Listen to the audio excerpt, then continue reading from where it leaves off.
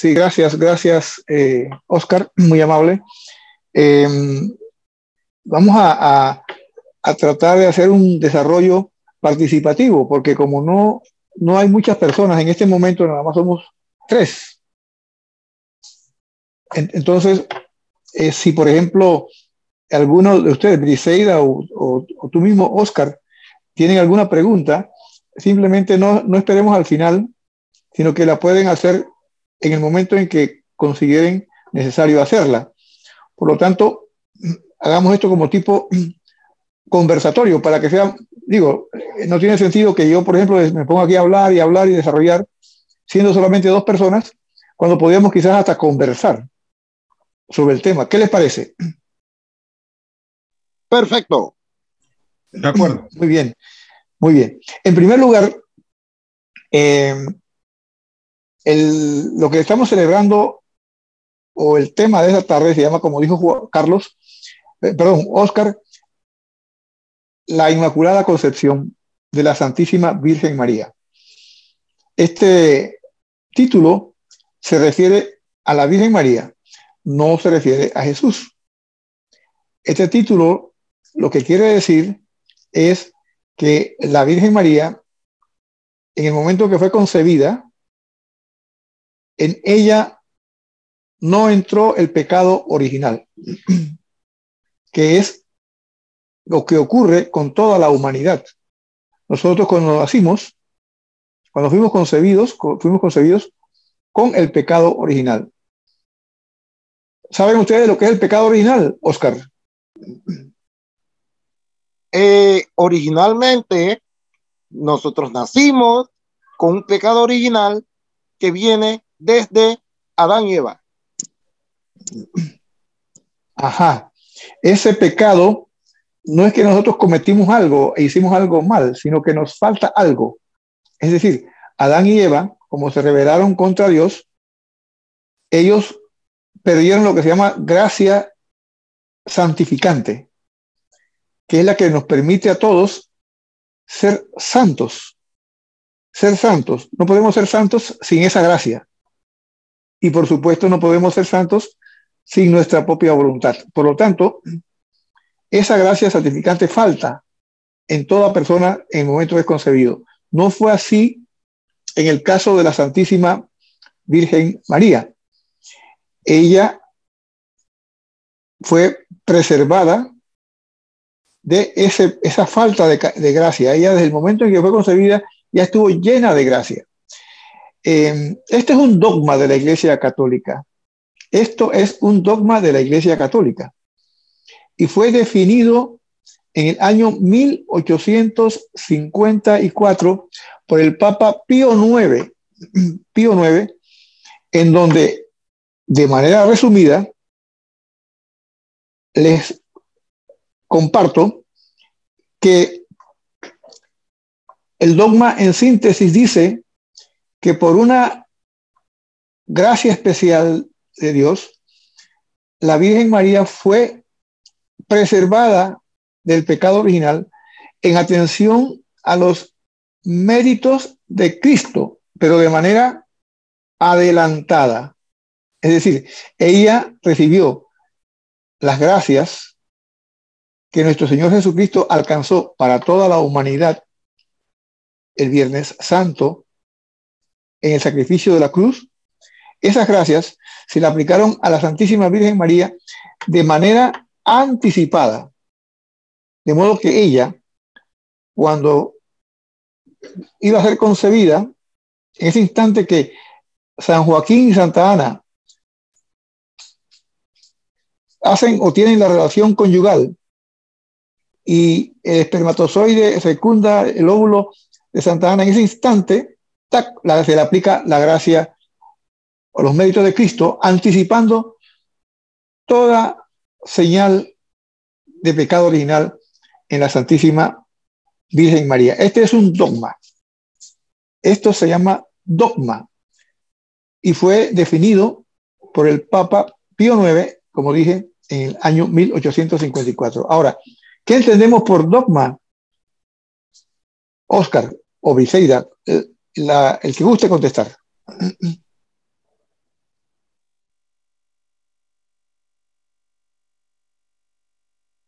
Roberto, ¿qué te entiendes como dogma, Roberto? Roberto ya entró. Buenas noches. Buenas noches. Buenas noches. Hermanazo, Roberto también es de la casa, para que sepas, Luis. ¿Cómo está? Prácticamente él nos acompaña siempre. Bueno, casi siempre, dogma, casi siempre. una verdad de fe irrefutable. Una verdad de fe irrefutable. ¿Cómo sabemos que es irrefutable? Bueno, en el caso de los dogmas marianos, el mismo Dios, o a través de la enseñanza que tenemos de la Escritura, nos explica de que en el caso específico de la Inmaculada Concepción, pues él no iba a ser morada dentro de nada que fuera completamente puro. Y eso pues se basa en ese concepto, ¿no? Eso es una verdad Roberto, que no podemos refutar porque Jesús nos lo dijo, ¿no? Sí, Roberto, perdone que el método que estamos empleando es conversatorio, porque como somos pocos, se hacía como muy monótono que yo estuviera hablando y hablando y hablando, cuando podemos conversar, ¿verdad? Sí, pero yo, en base a lo que usted acaba de comentar, Roberto, me surgen otras preguntas. Yo soy muy preguntón, porque cuando yo iba a la radio o a la televisión, yo me ponía en el lugar de las personas que están en la calle, preguntas que se hacen. Entonces, usted dice que Jesús nos enseñó eso. También dice que es una verdad irrefutable. Pero, Oscar, usted o yo podemos decir una verdad, o que nos parece verdad, pero no es irrefutable. ¿Qué es lo que hace que una verdad... Usted dice que Cristo lo dijo. ¿En dónde lo dijo Cristo? Que la Virgen María es inmaculada. No directamente, pero sí que él, o sea, no podía estar en nada que no fuera completamente puro. ¿Por qué? Porque él es verdadero Dios y verdadero hombre, y al ser verdadero Dios, su morada, la palabra no es morada, sería como su cuna, o su concepción no podía ser en nada que fuera impuro, por decirlo de una manera, ¿no? Porque él es puro. Porque sí, porque todo lo que en él debe ser así, debe ser puro. O sea, que la Virgen María tenía que ser pura porque él es puro. Sí, correcto. Y entonces, la Virgen María es pura. ¿Sí? ¿Sí? Sí, correcto. Correcto. Ok, perfecto. Es que a veces tengo alguna dificultad con el audífono. Entonces, si la Virgen María tiene que ser pura, es pura. Entonces, la mamá de la Virgen María también tenía que ser pura. Bueno, de la mamá no se refieren de esa misma forma, porque el ángel habla de que María sí es la que fue, la que es y la que será, pero no hablan así de su mamá. O sea que, mire, es importante la preguntita, Roberto, perdóneme que parezca como insistente y no quiero que se sienta incómodo. No, para nada. Me ayuda. Sí, porque fíjese, el hecho de que Jesús es Dios y sea puro, no hace obligatorio que la Virgen María hubiera sido concebida sin pecado original. Lo que la Virgen María fue concebida sin pecado original por un privilegio que Dios quiso hacer, pero no porque fuera necesario obligatoriamente, sino simplemente que fue conveniente y Dios lo hizo así. Eso es lo que enseña la Iglesia. Que es porque Dios consideró que era conveniente, pero no era obligatorio. Por eso que la Virgen María, la mamá de ella, no tiene que ser inmaculada, porque simplemente Dios la preservó a ella porque consideró conveniente hacerlo de ese modo. Entonces, ¿qué es lo que hace que una verdad sea irrefutable? Volviendo a la pregunta original. Un dogma es una enseñanza, en efecto, irrefutable por todo católico. El que es católico no puede ya contradecir una enseñanza definida por un dogma. Y un dogma es dogma cuando lo define el Papa de manera infalible, es decir, ex cátedra, cuando el Papa dice, definimos con el poder que hemos recibido de nuestro Señor Jesucristo, de nuestro, a quien sucedemos a San Pedro, y con el poder de la llave definimos que es una verdad revelada, que la Virgen María fue preservada de manera inmaculada por los méritos de Cristo. Eso es un dogma, es infalible. También los concilios a veces definen dogmas siempre y cuando estén en comunión con el Papa. Ese también es un dogma y que los católicos tenemos que creer, como usted acaba de decir, como una verdad irrefutable. A partir de allí, ningún católico puede contradecir ningún dogma.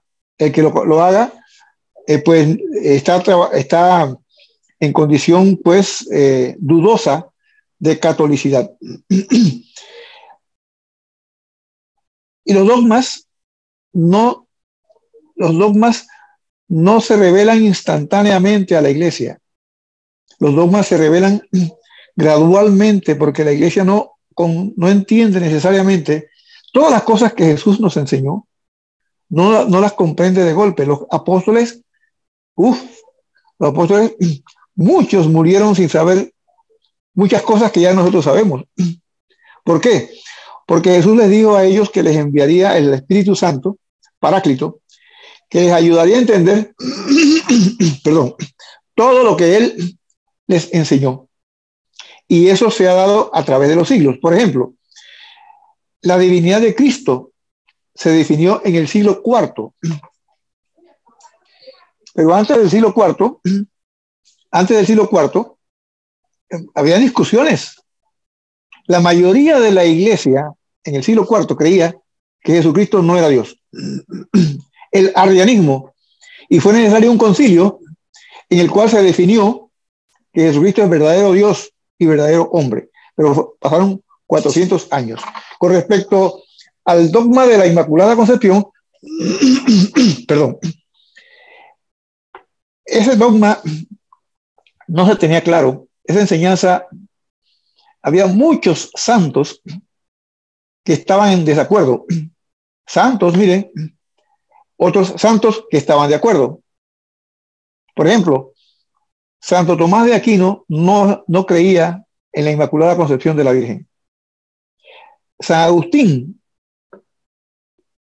hasta donde mi memoria no me falle, San Agustín también tenía sus dudas, me parece. Ustedes lo pueden confirmar fácilmente por internet.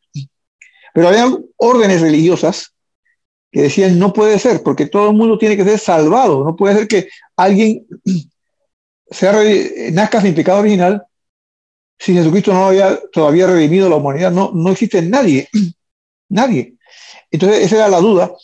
Hubo un santo que se llama, perdón, no es un santo, sino un teólogo, Hans Duns Scoto, que fue un defensor acérrimo de la Inmaculada Concepción y fue el que sentó las pautas, eso fue en el siglo XIII, sentó las pautas para que gradualmente a través de los siglos se fuera comprendiendo mejor esta enseñanza, esta doctrina, porque habían, imagínense, órdenes religiosas peleando con otras órdenes religiosas, diciendo que no podía ser cierto eso, otras decían que sí, y algunas veces fueron hasta donde el Papa para decirle que amonestara a la orden religiosa tal, porque decía que no era inmaculada, y el Papa decía, ese tema está abierto, y mientras un tema esté abierto, usted puede opinar.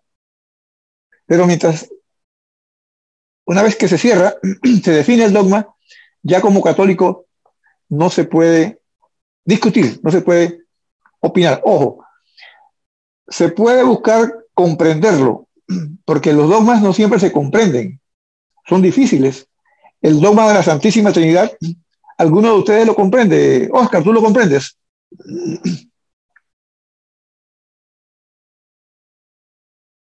Ay, yo estoy hablando y no. Estoy hablando y no. ¿Estás hablando? No había encendido el celular. Sí, tú me dijiste que el Espíritu Santo. Sí. Ajá. El dogma, repíteme la pregunta, el dogma de la Santísima Trinidad. ¿Tú comprendes el dogma de la Santísima Trinidad? Sinceramente, no. Creo que sabemos que la iglesia nos enseña que es, por lo menos, Padre, Hijo y el Espíritu Santo, tres divinas personas. Y las tenemos, y el Espíritu Santo, y se adora igual que Dios, igual que Dios. Entonces, o sea, si la iglesia nos lo dice, yo lo tengo que creer. Entonces, pero como dices, el dogma de la Inmaculada Concepción estaba abierto para que el tiempo y la gente podía opinar. Yo me aferro a lo que me dice el credo de la iglesia, lo que me dice la doctrina, y yo como católico, si la iglesia nos dice que creo en el Espíritu Santo, Señor y dador de vida, que procede del Padre y del Hijo, que con el Padre y del Hijo recibe una misma adoración y gloria. Si la iglesia no me lo dice, yo lo tengo que creer como dogma del Espíritu Eso es. de la es correcto. Sí, ¿no? Todos aceptamos los dogmas, pero no siempre los comprendemos. Yo, por lo menos, la Santísima Trinidad no lo comprendo. Por más que, pero creo lo que enseña la iglesia. Creo lo que enseña la iglesia, pero no la comprendo. Es difícil, eso está fuera de nuestra mente. Nosotros no hubiéramos podido nunca imaginarnos, ni siquiera remotamente, la Santísima Trinidad, si no es porque Jesucristo nos la reveló. No hubiera sido posible con la mente humana creer en la Santísima Trinidad, de no ser porque Jesucristo lo reveló así a través de, pues, cuando estuvo en la tierra. Entonces lo mismo pasa con los dogmas como el de la Inmaculada Concepción, que nosotros podemos entender una parte, lo que la iglesia nos enseña, aceptándolo, pero como ustedes son catequistas, porque eso es lo que he entendido, que Roberto es catequista, pareciera, por lo que me dice Oscar, el mismo Oscar, ya Oscar es un doctor en apologética, tiene que explicarle a veces a las personas, y a veces uno se confunde porque dice, yo no sé cómo lo explico si yo no lo comprendo, y no hay ningún problema en decir no lo comprendo, no hay ningún problema en decir yo no lo comprendo, simplemente que sabemos y creemos el dogma de la transustanciación, que es cuando Jesucristo se convierte, ¿verdad? En el cuerpo, el pan y el vino se convierten en el cuerpo y la sangre de Cristo en el momento de la consagración. Ninguno de nosotros puede probar que ahí está realmente el cuerpo de Cristo. No se puede probar. Pero Luis, y eso es lo que tú hablas, en este momento estás mencionando sobre esto del el misterio de la transustanciación, porque cuando te preguntan, por lo menos una vez a mí me preguntaron, ¿tú de verdad crees de que eso se convierte en carne? ¿Tú crees eso?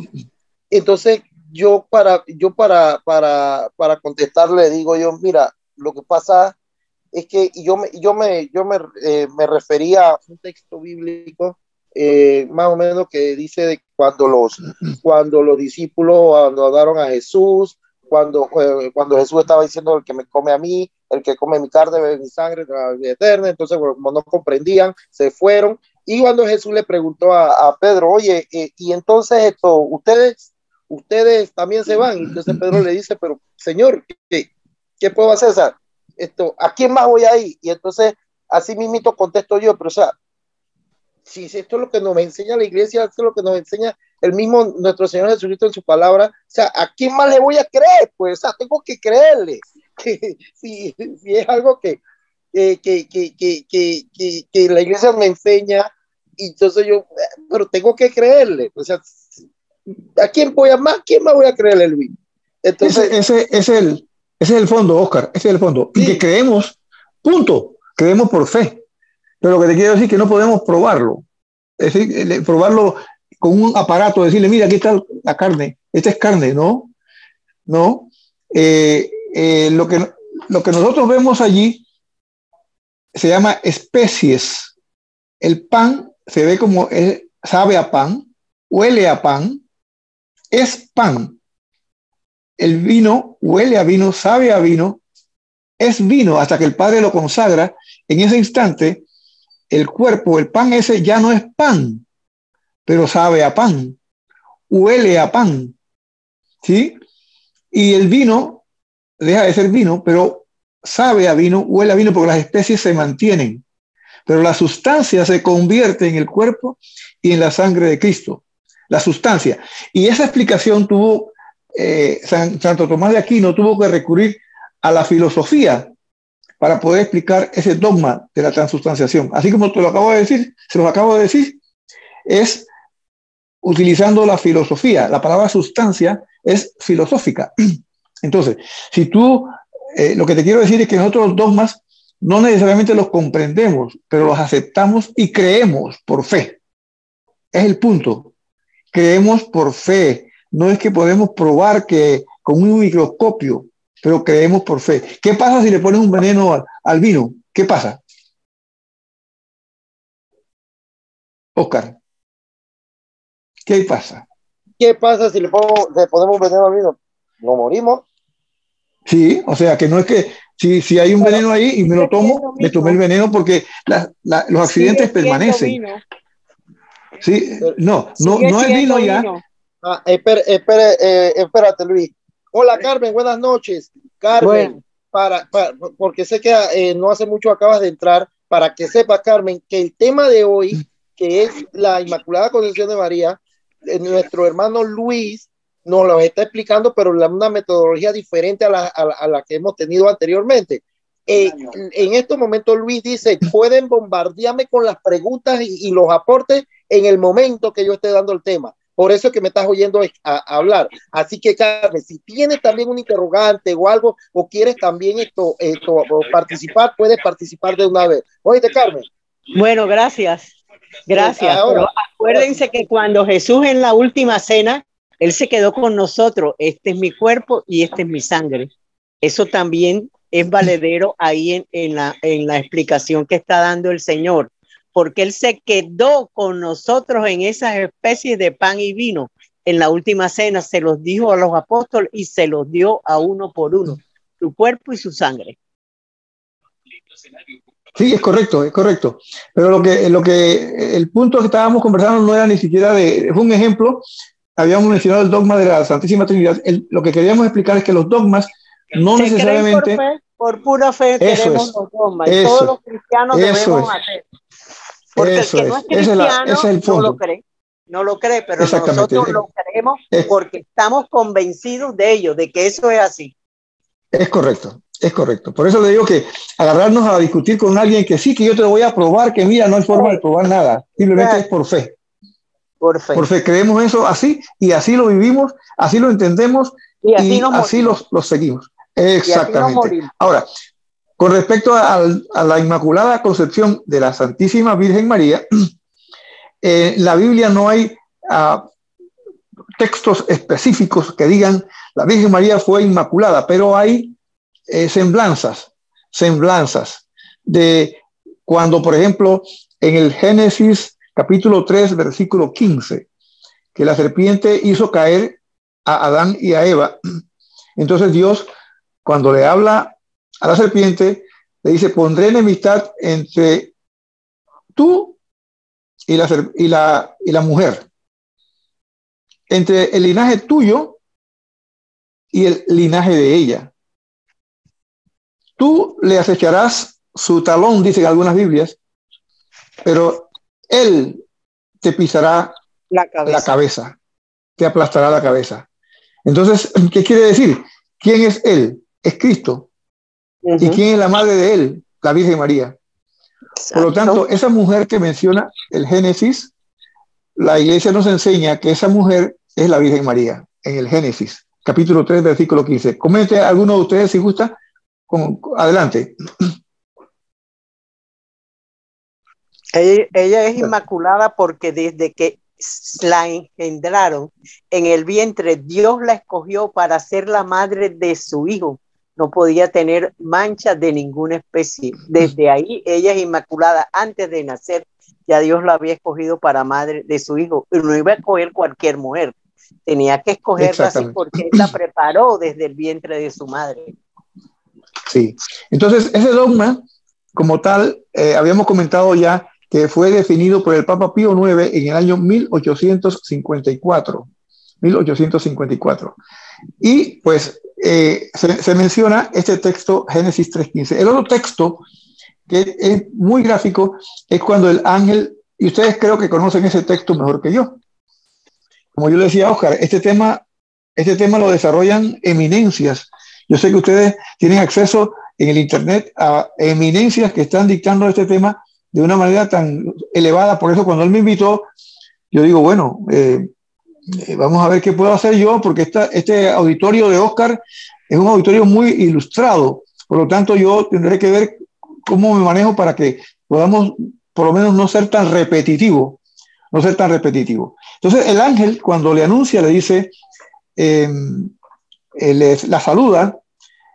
Algunas Biblias traducen, alégrate, llena de gracia. Sí, El señor. Señor está contigo. ¿Cómo dicen las Biblias? Salve, llena de gracia, dice la Vulgata. Sí. Pero eso, el saludo que utiliza, es un saludo con una palabra que no se puede traducir. Por ejemplo, el ángel le dice, Jaire, que jaritomene. El Jaire es un saludo, o hola, el salve, pero el que jaritomene es una palabra que no se puede traducir sola, sino que es una conjunción como de la que siempre fue llena de gracia, la que es llena de gracia y la que será siempre llena de gracia. Por eso es que Amén. nosotros creemos que la Virgen María no cometió tampoco ningún pecado durante su vida terrenal. O sea, no solamente fue concebida sin pecado original, sino que en su vida adulta tampoco cometió ningún pecado original. Ahora, ¿qué significa? ¿Qué significa? Yo quiero compartir con ustedes qué significa para nosotros en nuestra vida cotidiana, en nuestra vida de hogar, en nuestra vida en la sociedad, en nuestra vida en las calles, en las oficinas, en nuestra vida, pues, aquí en este mundo. ¿Qué significa como católicos que la Virgen María sea inmaculada? Bueno, sabemos que lo hizo, como nos acaba de explicar la hermana Carmen. Carmen, ¿verdad? Sí, Carmen. Sí, señor. Sí, señor. Gracias. De acá gracias. de Colombia. ¿De Colombia? Sí, señor. Caramba. Caramba, pero qué bien. Es para que tú veas, Luis, para que tú veas que nosotros tenemos personas que nos escuchan, Latinoamérica completa, y no tenemos de España, porque a esta hora son las 3 de la mañana en España. Qué bueno. Qué bueno. Luis, disculpa que te interrumpa, Luis, pero explícanos bien, o explícame por lo menos a mí, el que jaritomene, porque tú dices que se compone, es una palabra compuesta, o sea, es una palabra griega compuesta. Yo tenía entendido que era llena de gracia, pero ahora acabas de decir que la que es llena, la que era, la que es y la que fue. O sea, más o menos, ¿cómo se llega a la conclusión de que esa palabra era compuesta? Disculpa que me meta más en el fondo. Porque esa palabra fue dicha en griego. La palabra que es jaritomene es como en los idiomas hay palabras que son muy difíciles de traducir a otro idioma. Correcto. Del español, ciertas palabras, traducirlas al inglés, no se pueden traducir de uno a uno. Es decir, no me viene a la mente ninguna palabra en este momento, pero hay palabras en el español, por ejemplo, que tú cuando las quieres traducir al inglés, requieres varias palabras para explicarlas porque no se puede, no hay un equivalente de uno a uno. Y viceversa, también puede ser que en el inglés haya palabras que cuando las quieres traducir al español, no hay la equivalencia de uno a uno. No tengo ningún ejemplo gráfico del inglés y el español, pero igual ocurre con cualquier otro idioma, el italiano, con pues, el latín. Y en este caso es griego. Esa palabra que jaritomene, yo no soy especialista en griego, pero sí he leído de los especialistas en griego que esa palabra solamente se utilizó en el Antiguo Testamento, en el libro del Eclesiástico, pero con otra variante. Se utilizó como quejaritomeno. Y acá se usa quejaritomene. En griego, según los especialistas, la diferencia es notable. Y esa palabra, para traducirla al español, tendría que ser dicha de esta manera.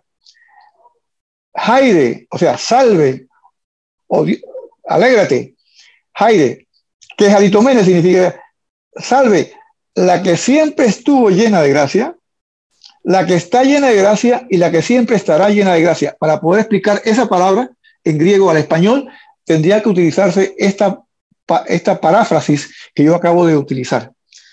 Eso es lo que dicen los especialistas. Yo no soy especialista, repito lo que le he escuchado a los especialistas en griego. Por ejemplo, el Monseñor Munilla lo explica también de esa manera, Monseñor Munilla. Entonces, esa palabra es prácticamente intraducible, solamente que se usa llena de gracia como lo más cercano para que se entienda de una manera más sencilla en el pueblo católico. Pero ahí la profundidad de ese texto deja ver entonces la naturaleza de la pureza de la Santísima Virgen María. ¿Qué más? Gracias Luis, gracias. ¿Sí? En realidad, bien, algo nuevo estoy aprendiendo, Luis, y tú hablas que yo soy un doctor. No, estoy aprendiendo. Todavía me falta bastante. Por ejemplo, en el libro de los Hechos de los Apóstoles, San Esteban dice de la Biblia que era un varón lleno del Espíritu Santo. Estar lleno del Espíritu Santo, estar lleno de gracia. ¿Sí? Entonces algunos dicen, pero fíjate que también San Esteban estaba lleno de gracia. Sí, pero el original que utiliza el texto en el griego es otra palabra, que ya es otra cosa. Es como cuando, por ejemplo, alguno de nosotros va y se confiesa ante el sacerdote. Y nos confesamos de una forma correcta. El sacerdote nos absuelve. ¿Cómo salimos en ese momento en cuanto a la gracia, Oscar? Lleno de gracia. Lleno de gracia. En ese instante estamos llenos de gracia. Claro, pero ¿qué pasa una hora después? Lo que pasa fue que la Virgen era llena de gracia desde que nació, y San Esteban después fue que le vino la gracia, porque Dios le da la gracia, los dones. Eso. Y todo. Pero la Virgen los tenía ya. Y San Esteban no los tenía, sino los adquirió después. Porque el Señor le dio esos dones y sus carismas. Es correcto. Es por eso que le ponía el ejemplo que también nosotros, una vez que nos confesamos y nos confesamos bien y el Padre nos absuelve, estamos llenos de gracia. Si lo hicimos bien, pues. Pero ¿qué pasa una hora después? Ustedes siguen en gracia. Ajá. Una hora, un día después. Un día después, yo no sé. Depende de cada uno, ¿no? A lo mejor siguen llenos. Hasta una hora. Ustedes siguen llenos de gracia. Viene Roquel, me pide un cuara para un dólar para la soda, porque ya no es un cuara para la soda.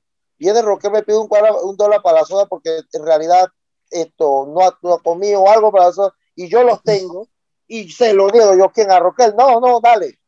Ya se me fue esa gracia, porque pude haber tenido yo caridad. En la caridad todavía estaba la gracia, y yo en este momento la gracia de mi confesión. Y viene Roquel y yo le doy la espalda a Roquel.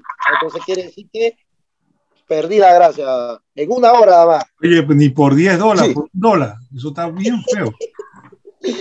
¿Verdad? Mantenemos la gracia mientras no caigamos nuevamente en el pecado, porque el pecado nos rompe la comunicación con Dios enseguida. Sí, eso varía de cada uno, ¿no? Puede que dure un día, 2 días, 3 días, una semana, puede que demore un mes, yo no sé, cada quien, eso es personal. Pero lo que quiero decir es que perdemos la gracia tan pronto, como dijo Carmen, cometemos un pecado. Entonces, San Esteban estaba lleno del Espíritu Santo en ese momento, como dice Carmen, lo adquirió en un momento dado, pero no es como la Virgen, que la Virgen fue preservada desde su concepción y era llena de gracia y sería llena de gracia siempre, o sea que no cometió pecado. Aunque el dogma no lo dice, el dogma no dice que ella no cometió pecado, se deduce por la definición que ella tampoco cometió pecado siendo adulta. Entonces, ¿qué significado tiene ya para yo pues ir dándole giro a las conclusiones de este conversatorio? ¿Qué significado tiene, por ejemplo, para un católico en el día a día, en la sociedad, como decían, en la calle, en las oficinas, la Inmaculada Concepción para nuestra vida práctica? Por ejemplo, hay la lucha por la santidad, es una lucha difícil, muy difícil, o a menos que ustedes me digan lo contrario. ¿Alguno piensa lo contrario? Que es fácil. Pero no imposible. Eso es. No hablamos de imposible, hablo de difícil. Pero entonces, ¿qué ocurre? Que hay situaciones específicas que cada ser humano tiene que afrontar en la vida, que no son las mismas, por ejemplo, mías que las de Oscar, o de Roberto, o de usted, Carmen. Podemos tener similitudes, pero también hay situaciones muy propias. Yo, por ejemplo, he visto, he leído por allí, o cuando estuvimos algunas veces trabajando en la radio, en Radio María, me tocó una vez escuchar, había un teléfono de emergencia. Yo era novato en ese momento, y cuando estaba saliendo del programa, había un escritorio con un teléfono y sonó el teléfono y no había nadie y yo lo tomé. Y entonces digo, buenas noches, dice, una persona del otro lado me dice, buenas noches, estoy llamando a la línea de auxilio. Yo no tenía la menor idea de qué era eso de línea de auxilio, pero tenía el teléfono aquí. Y le digo, bueno, ¿en qué podemos ayudarle? Dice, no, que estoy sumido en un gran pecado y ese pecado no me deja estar tranquilo. Yo no quiero pecar, no quiero cometer ese pecado, pero me lo propongo, y cuando llega la noche caigo en el pecado. Por supuesto, no me dijo el pecado ni le pregunté, ni me interesaba saber, pero yo más o menos podía imaginar. Entonces yo le decía, pero si usted se lo propone, usted puede ir al sacerdote, confesarse con el sacerdote, comulgar, y eso le da fortaleza. Y si ya lo he hecho y me da igual y sigo cayendo, me confieso al día siguiente, comulgo y vuelvo a caer. Entonces, ¿por qué pongo este ejemplo? Porque hay situaciones que unos no sufren, otros sí las sufren. Hay situaciones muy propias de cada quien. Entonces, la Virgen María, la Inmaculada Concepción, ella nos obtiene las gracias necesarias para vencer esas tentaciones de pecado. Esas tentaciones de pecado podemos pedírselas a ella, esas gracias para evitar esas tentaciones, podemos pedirle las gracias de modo tal que ella nos fortalece en situaciones que ni nos imaginamos. ¿Qué nos imaginamos? Por ejemplo, la pureza, la virtud de la pureza. En estos tiempos que vivimos, hablar de pureza, ahora mismo la sociedad está como está, pero el católico, el cristiano que lucha, necesita la fuerza, el modelo, la guía, la luz. Y Dios nos dejó a una madre precisamente que nos muestra el camino. Por eso ella, la Virgen María, en muchas revelaciones privadas autorizadas por la Iglesia, aparece con un vestido celeste que significa pureza. Pureza. Entonces, ella en su Inmaculada Concepción nos transmite ese modelo. Entre otros, ¿no? Cada uno puede pedirle las gracias que considere necesarias, pero se me ocurrió pensar en esa, porque la sociedad nuestra requiere que precisamente prevalezca la limpieza de corazón, la pureza en el alma, y esa gracia tiene que venir de Dios, y ella está dispuesta, si nosotros recurrimos a ella y se la pedimos, a obtenernos esa gracia de Dios nuestro Señor para cualquier situación que cada uno pueda estar confrontando. Puse un ejemplo, es un ejemplo. Pueden haber muchas otras situaciones que cada uno las conoce y cada uno sabe la profundidad de las mismas. Por eso, aplicar este dogma al sentido de la vida común, al sentido de la vida diaria, el amor del esposo por la esposa, la pureza del amor del esposo por la esposa, la pureza en el trato del esposo a la esposa en la intimidad. O sea, que siendo esposos, cultivar una relación de castidad que no es lo mismo que abstinencia, ni es lo mismo que celibato, sino una relación de amor íntima, casta, pura, como esposos, que incluso ni el pensamiento, pero eso no es humano, eso tiene que venir de Dios.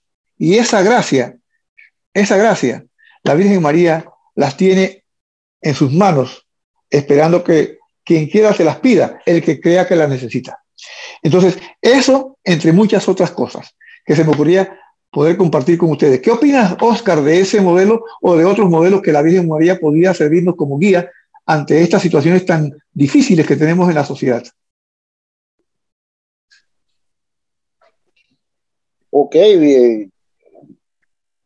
Estos modelos en realidad nosotros debemos, o sea, si lo vemos en una forma de que, y esto lo que voy a decir siempre me acuerdo a Roquel, siempre me recuerdo a Roquel porque Roquel fue el primero que me puso ese ejemplo de que nosotros, el modelo de un santo, en este caso, modelo de la Virgen María, nosotros podemos tenerlo llevarlo a nuestras vidas.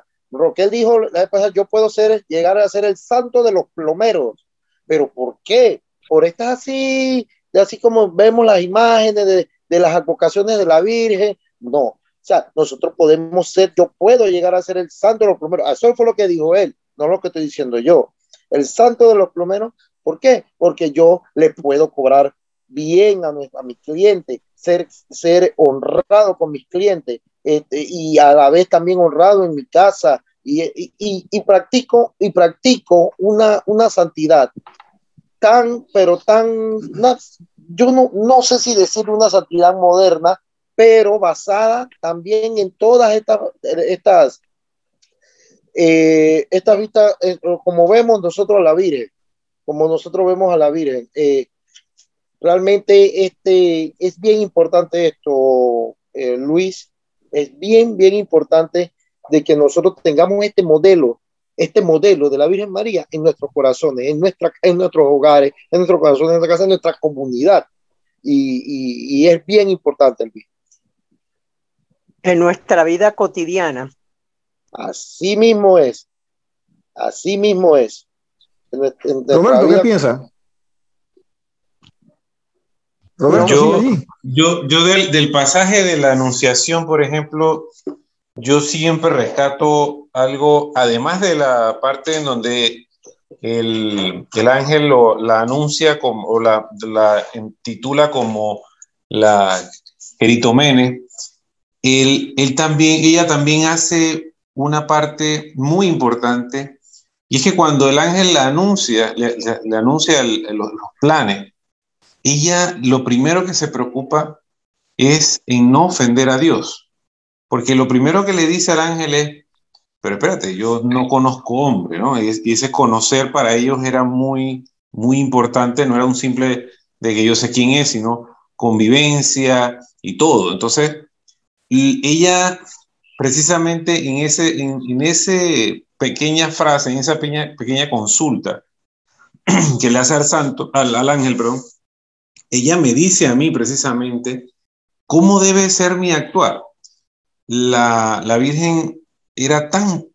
De ahí yo sustento porque los he escuchado y entiendo la parte de que creemos por mera fe en nuestra iglesia, pero creo que podemos ir un poco más allá en el caso de la Inmaculada Concepción, porque ahí ella me está diciendo precisamente que no solo fue inmaculada en su concepción, sino en toda su vida, como nos lo dice el catecismo. Lo único que le preocupa a ella en ese momento es que eso pudiera, o ese evento pudiera ofender a Dios, porque ella no conoce a un hombre. Entonces, en ese sentido, yo aprendo de ella es que en todo, uno debe preocuparse primero por ese celo del amor a Dios, ¿no? Entonces, creo que por ahí va mi línea. No sé si me he ido muy lejos de la consulta. No.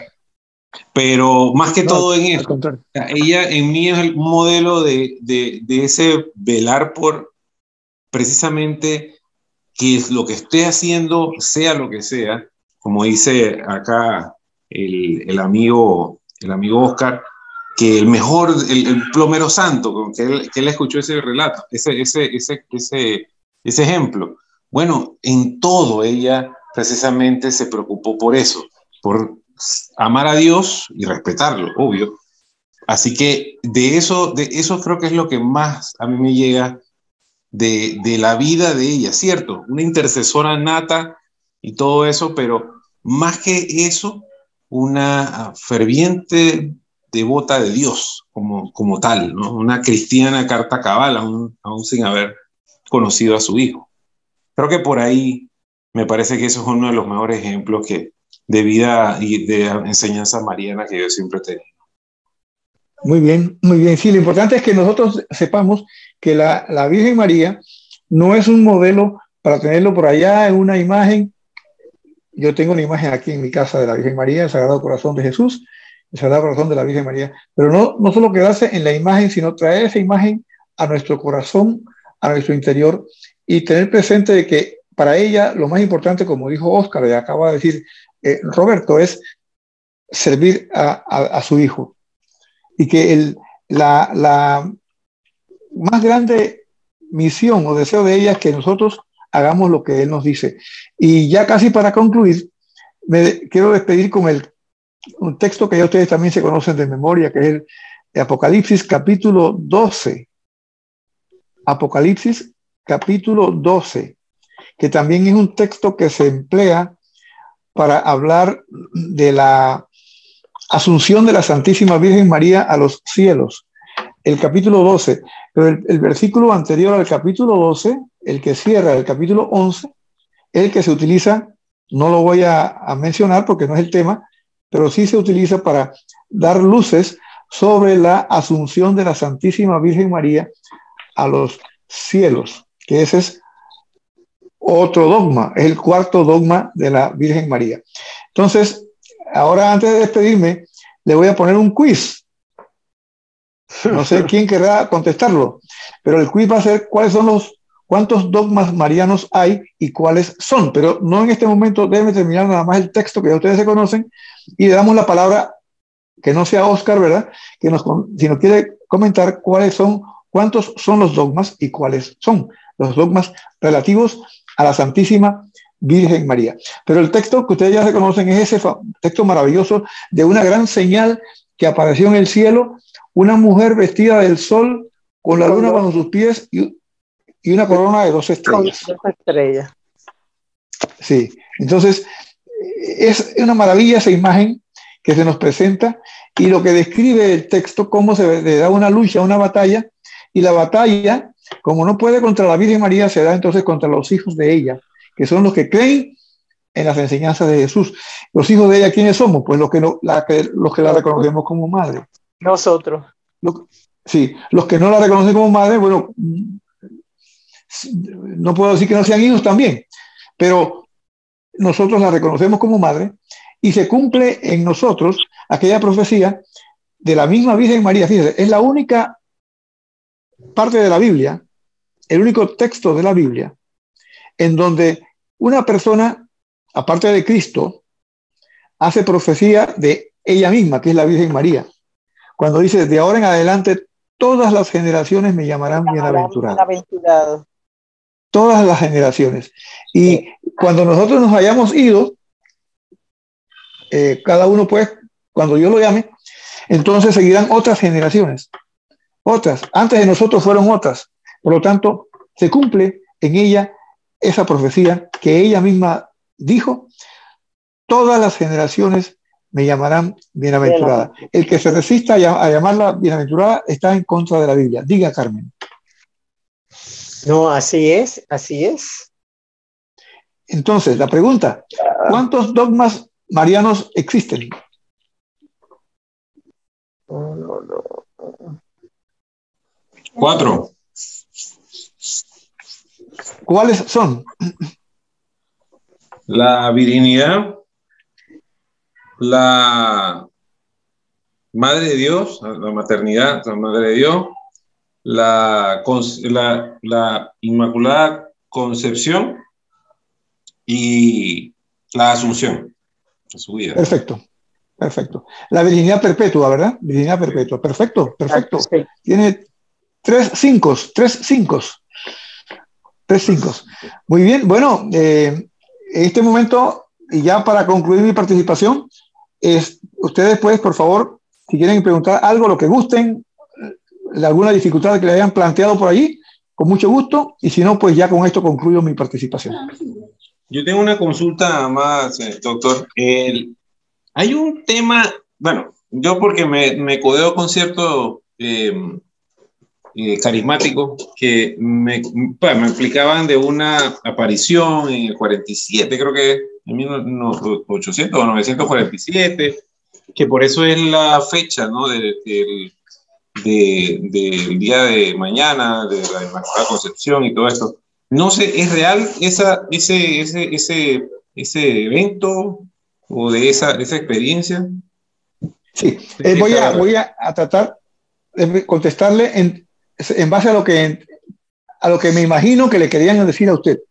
En primer lugar, el dogma de la Inmaculada Concepción se definió el 8 de diciembre del año 1854. 8 de diciembre. Nosotros aquí en Panamá celebramos mañana el Día de la Madre, el Día de la Inmaculada Concepción. En Colombia en otros países. ¿En Colombia también? Colombia también, sí, mañana. Ah, qué maravilla. Mañana es el día Pero en de otros países. Perfecto. En otros países se celebra en mayo, creo. Nosotros y Colombia, pero tenemos la dicha de que lo celebramos el mismo día de la Inmaculada Concepción. Este dogma se definió, como les decía, en el año 1854. En el año 1858, 4 años después, en Lourdes, Francia, a una niña que se llamaba Bernadette o Bernardita, se le aparece la Virgen de Lourdes, que ya conocemos.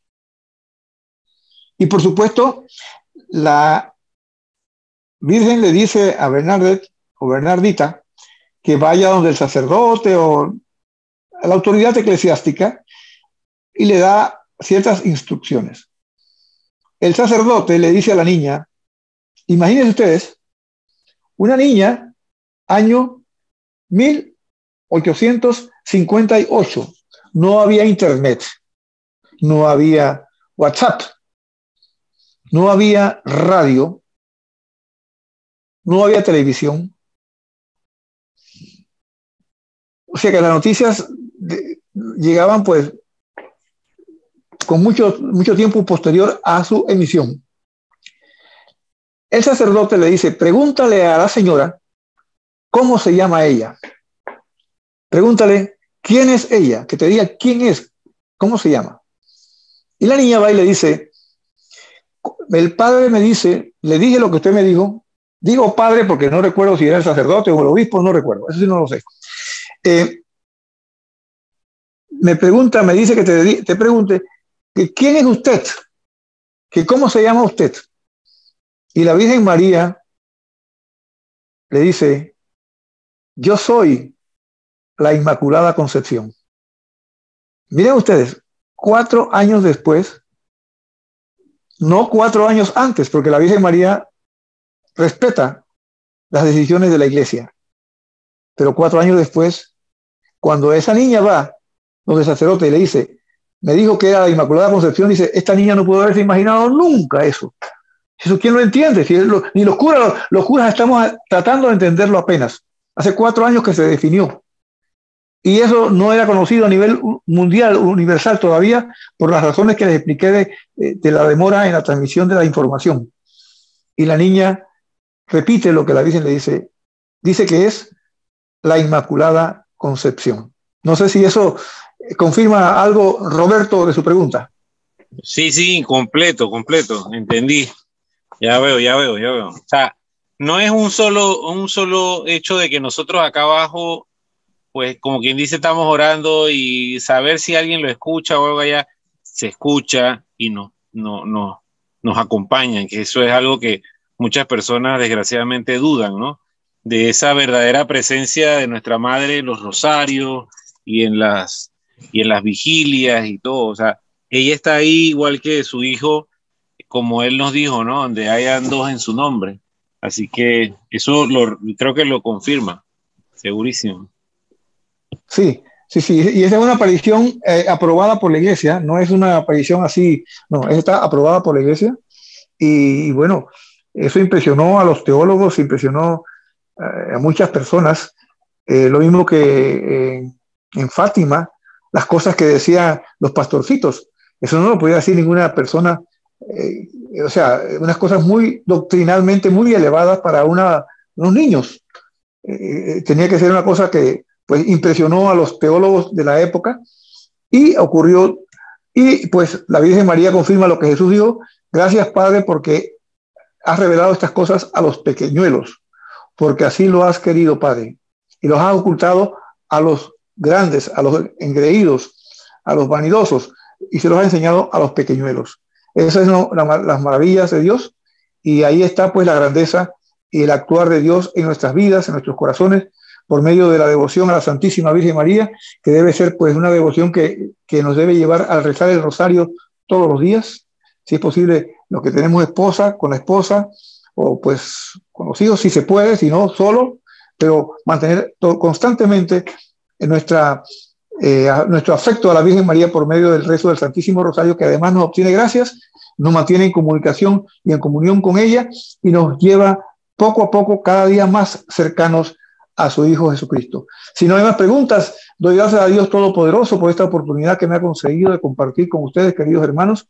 Que Dios los proteja, los cuide, los guarde, guarde sus casas, sus hogares, sus familias, sus proyectos, sus negocios, sus inquietudes, que nos proteja de todo peligro, de toda peste, de todo contagio, de toda enfermedad, que nos mantenga la alegría en el corazón y que cada día tengamos más fe en medio de un mundo que se muere de frío porque le falta fe. Adelante entonces, Oscar.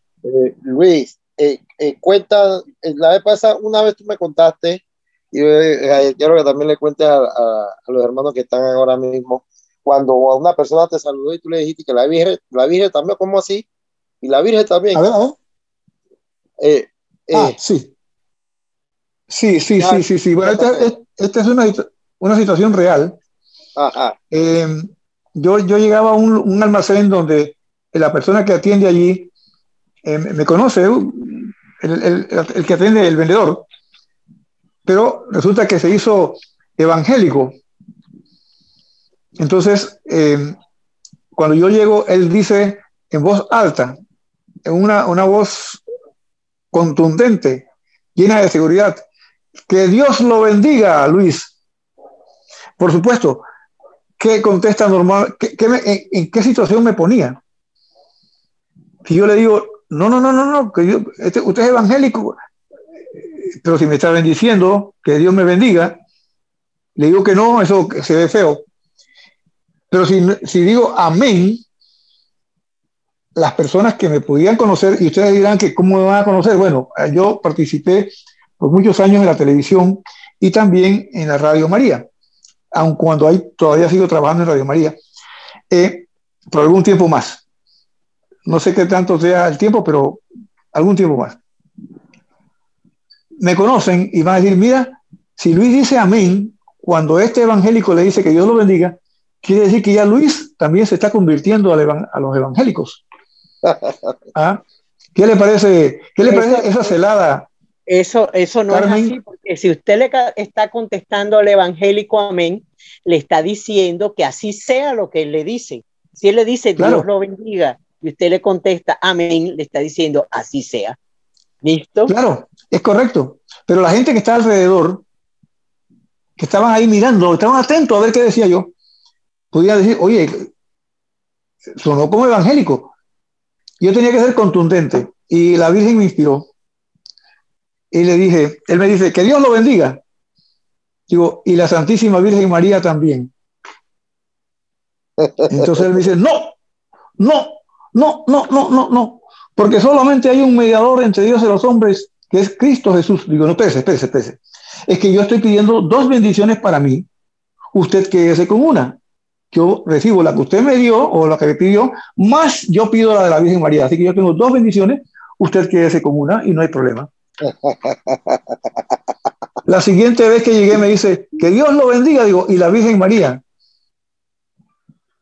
Y entonces se quedó callado. La siguiente vez ya no me decía nada, se quedaba callado. Ay, Dios mío. Porque esa fue buena. Sí, es que son cosas que surgen, pero no crean que fue creatividad mía. No.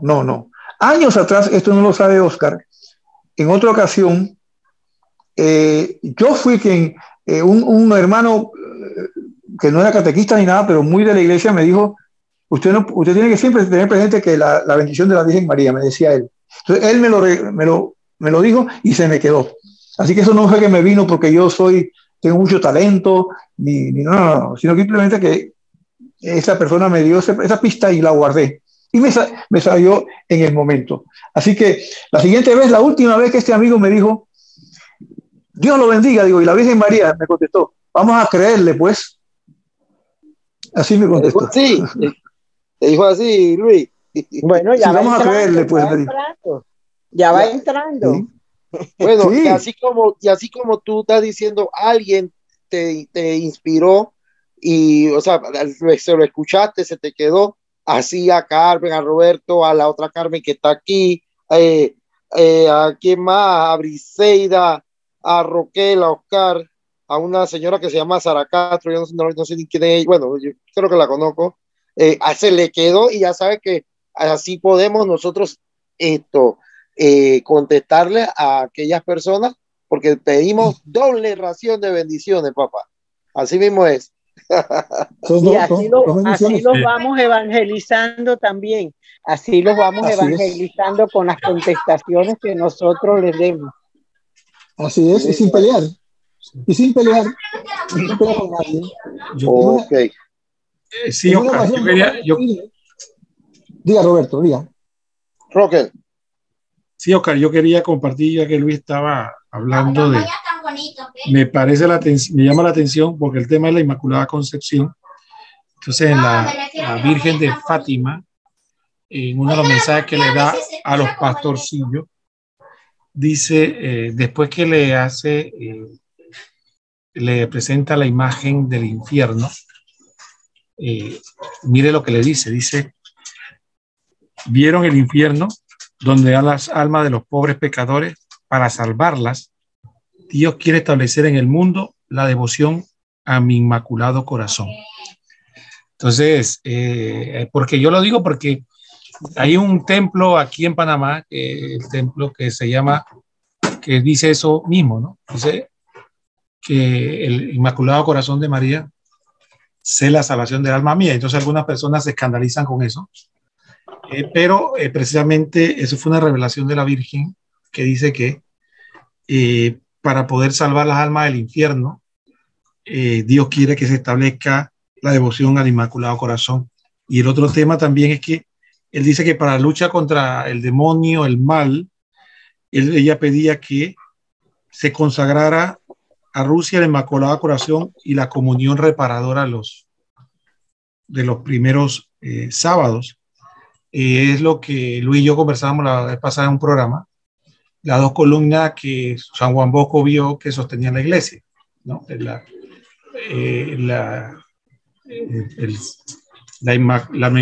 Virgen María y la Eucaristía. Pero me llama la atención esto porque como estamos el tema de la Inmaculada, ven que los temas van concatenados, ¿no? Como dijo muy bien Luis habló de la declaración del dogma, después vino Lourdes y en Fátima también se menciona el tema del Inmaculado Corazón. Gracias Luis por la charla. Roque, te me quedas ahí pues porque creo de que ya no sé si hay algún otro comentario, otro aporte para ir ya finalizando y Roquel, no sé si quieres entrar en los misceláneos. Bueno, sí, Oscar Prince es plomero. Para cualquiera que tenga problemas de plomería, pueden llamarle y van a tener no solo un plomero, sino un hermano en la fe en la casa. No, dejando la broma, así mismo es. Es muy importante lo que acaba de decir Roquel, porque tenemos hermanos, tenemos que no solamente apoyarnos espiritualmente, tenemos que apoyarnos también en los aspectos profesionales que podamos, unos a otros, los hermanos, ayudarnos y apoyarnos. Siempre ha debido ser así, pero especialmente en estos tiempos que nos está tocando vivir. Creo que el consejo o la opinión, la recomendación es muy sana y creo que, bueno, si uno sabe que otro hace un trabajo y lo necesita, pues ahí tiene el hermano que es del grupo y nos apoyamos de esa manera entre todos. Creo que es así, Oscar, ¿verdad?